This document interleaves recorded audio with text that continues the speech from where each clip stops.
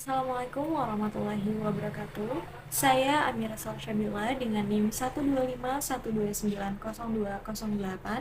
Program Studi Komunikasi Penyiaran Islam kelas 2E Fakultas Dakwah dan Ilmu Komunikasi UIN Syarif Hidayatullah Jakarta.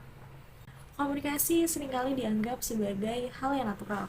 Namun, di balik setiap pesan ada tanggung jawab moral yang besar. Dalam video ini, kita akan membedah tentang definisi etika dan filsafat komunikasi dengan fokus utama pada aksiologi. Topik ini sangat penting karena di era digital saat ini, ilmu komunikasi seringkali terlepas dari nilai yang mengakibatkan munculnya hoax dan dehumanisasi. Di sini, kita akan merujuk pada 10 sumber yang kredibel, mulai dari pemikiran filsuf klasik hingga jurnal komunikasi modern. Mari kita mulai dari fondasi yang paling dasar. Pertama-tama kita harus memahami apa itu filsafat. Menurut Kamus Besar Bahasa Indonesia, filsafat adalah pengetahuan dan penyelidikan dengan akal budi mengenai hakikat segala yang ada, sebab, asal, dan hukumnya. Dalam jurnal Syukurdi, dari segi bahasa, kata filsafat diambil dari kata philo dan sophia. Philo atau pila yang berartikan cinta, dan sophia yang berarti hikmah atau kebijaksanaan. Oleh karena itu, secara etimologi, filsafat dapat diartikan sebagai cinta akan kebijaksanaan atau cinta akan kebenaran. Mari kita bedah definisi menurut 5 ahli utama yang menjadi pilar ilmu ini. Dalam buku Filsafat Umum, sebuah pendekatan tematik, karya Dr. Zahrul Khan MSI, yang pertama Socrates. Beliau merumuskan filsafat sebagai sebuah peninjauan diri yang bersifat reflektif atau perenungan terhadap asas-asas kehidupan yang adil dan bahagia. Bagi Socrates, hidup yang tidak dipertanyakan tidak layak untuk dijalani. Dalam buku Filsafat Ilmu karya Dr. Haji Muhammad Syukri Albani Nasution MA, Plato mendefinisikan filsafat sebagai pengetahuan yang berusaha meraih kebenaran asli dan kebenaran yang murni. Ia menyebut filsafat sebagai the vision of truth. Yang ketiga, Aristoteles. Baginya, filsafat adalah ilmu pengetahuan yang menyelidiki sebab-sebab dan prinsip-prinsip terdalam dari segala sesuatu yang ada. Yang keempat, Bertrand Russell. Dia memandang filsafat sebagai suatu upaya untuk menjawab pertanyaan-pertanyaan puncak secara kritis. Kemudian, William James, filsuf Amerika yang terkenal sebagai pragmatisme dan pluralisme, mengatakan bahwa filsafat adalah suatu upaya yang luar biasa hebat, berpikir yang jelas dan terang. Orang yang berfilsafat itu adalah orang yang melakukan sesuatu dan dia tahu apa yang harus ia lakukan berdasarkan pemikirannya. Objek filsafat komunikasi menurut buku Filsafat Komunikasi karya Lukman Hakim adalah arti makna komunikasi yang melibatkan pemahaman tentang arti komunikasi dalam konteks manusia. Kemudian, etika komunikasi. Objek ini berkaitan dengan pertimbangan etika dan moral dalam komunikasi.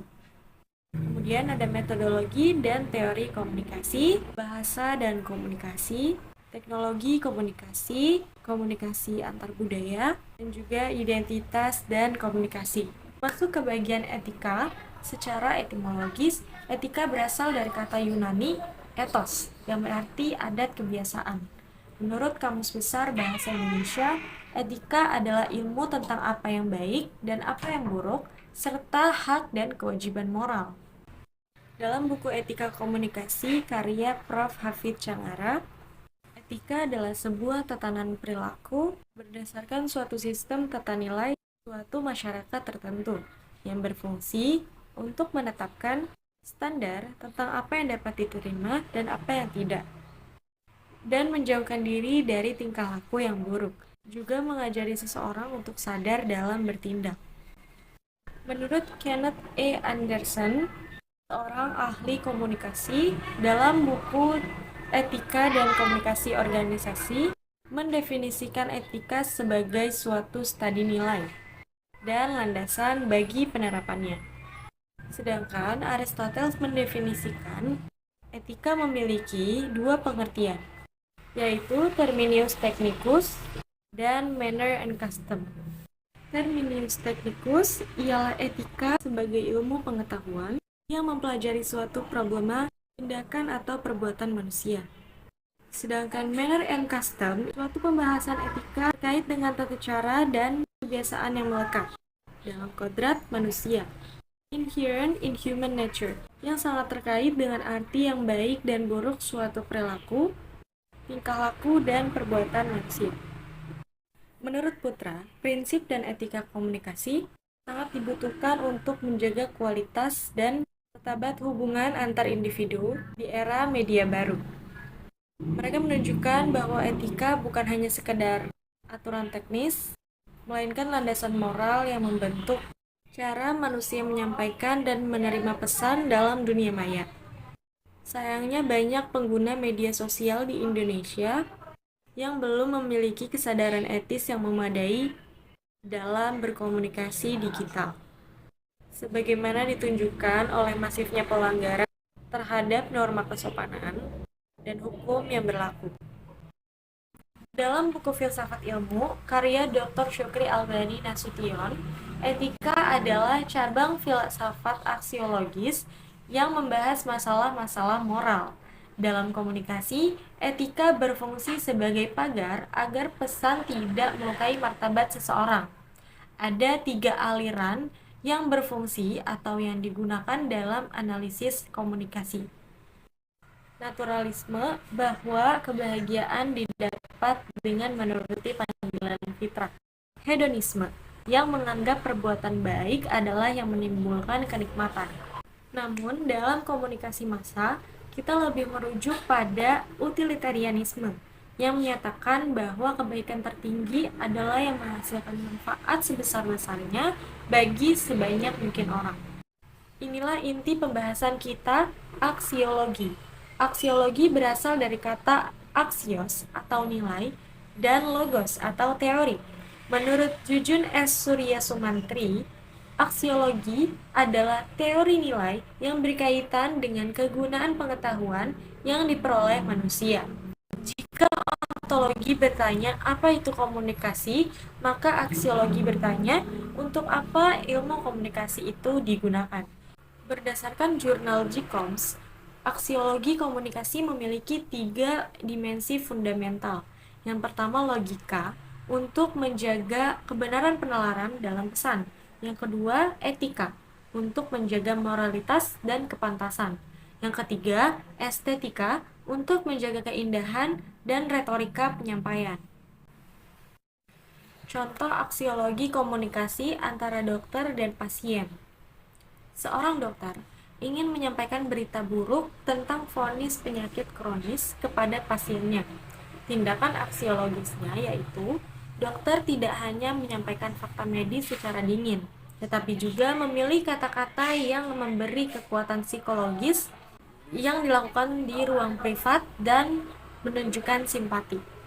Aksiologis dalam perspektif filsafat ilmu dakwah.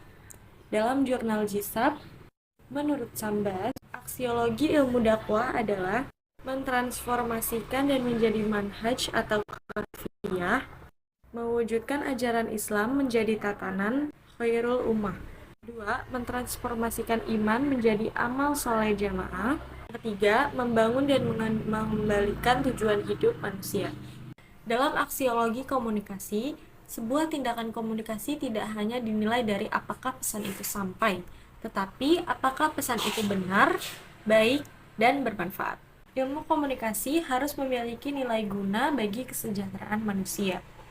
Jika niat kita berkomunikasi adalah untuk mengedukasi, maka prosesnya mengikuti jalur etis. Namun, jika niat kita berkomunikasi hanya untuk menipu atau hoax, maka nilai ilmiah tersebut hilang. Sebagai penutup, memahami filsafat, etika, dan aksiologi komunikasi memberikan kita kesadaran bahwa setiap kata adalah tanggung jawab. Kesimpulannya, filsafat mengajarkan kita untuk mencintai kebenaran. Etika memberikan batasan moral agar komunikasi kita tetap manusiawi. Aksiologi memastikan bahwa ilmu komunikasi memberikan manfaat nyata bagi masyarakat.